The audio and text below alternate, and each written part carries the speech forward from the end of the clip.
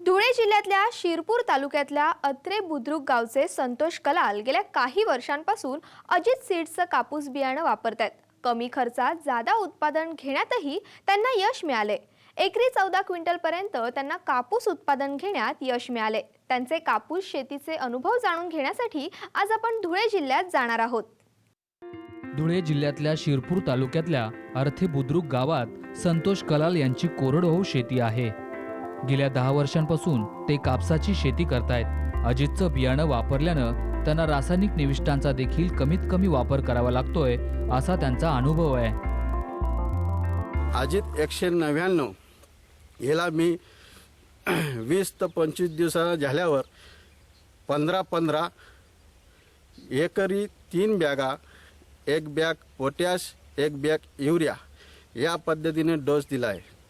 पहिली फवारणी कॉम्प्युटर आसाटाप 19-19, दुसरी फवारणी मोनो आसाटाप 19-19, तिसरी फवारणी रिजेंट ॲडमायर 052-34 ही फवारणी केली आणि मला वाटू लागलं म्हणून पोलो ॲडमायर हा शेवटचा फवारणा दिला। खताचा डोस पहिला दिला आहे। पहिले शेणखत ऑलरेडी माझ्या टाकलेलंच होतं। सांगायचे म्हणजे तात्काळ असं की अजित 199 हे प्रोडक्ट अतिशय सुंदर आहे आणि मी अजितचं हे वाण गेल्या 10 वर्षापासून लावणी करीत आहे। संतोष कलाल पूर्वी अजितच्या 155 वाणाची लागवड करत होते। यंदा त्यांनी 199 या वाणाची लागवड केली आहे। 155 पासून मी लावणी करत आहे आणि त्यापासून मला भरघोस उत्पादन मिळतं आणि यावर्षी अजित 199 मध्ये मला असं आढळून आलं की खालून तिने फरधारणा केली आणि जो काय बोन साईजचा जो अंतर आहे म्हणजे 2 बोनांचा तो कमी गॅपमध्ये आला आणि गेल्या वर्षापासून यावर्षी बोन मोठं दिसून आलं मला। संतोष कलाल गेल्या जवळपास 10 वर्षांपासून अजितचं कापूस बियाणं वापरतायत। यापासून त्यांना उत्पादकतेचं सातत्य देखील राखता आलंय। सध्या त्यांच्याकडं 4 एकरांवर कापसाचं पीक आहे। हे अजित सीड कधीही कसंही वर्ष गांडूसाल आलं तरी हे आपल्याला मरू देणार नाही असं हे एक वाहन आहे।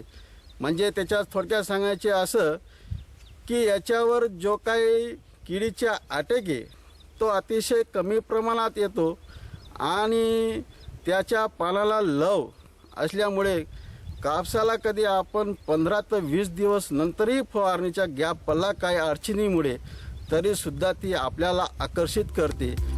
संतोष कलाल यांनी यंदा 4 फूट बाय 2 फुटांवर कापसाची लागवड केली आहे। 199 या वाणाची रोग प्रतिकार शक्ती जास्त चांगली असल्याचा त्यांचा अनुभव आहे। 199 खालपासनं तर वरती शेंड्यापर्यंत जवळजवळ 90 ते 95 बोंड परिपक्व झालेली आहे आणि तिची अजून फलधारणा फुलं पाती चालू आहे।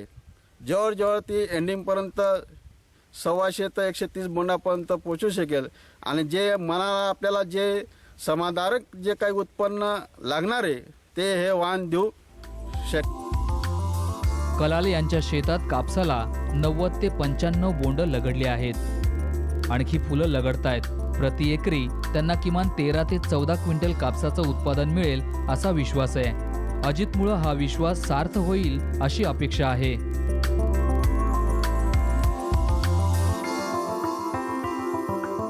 संजय महाजन, साम टीव्ही, जळगाव।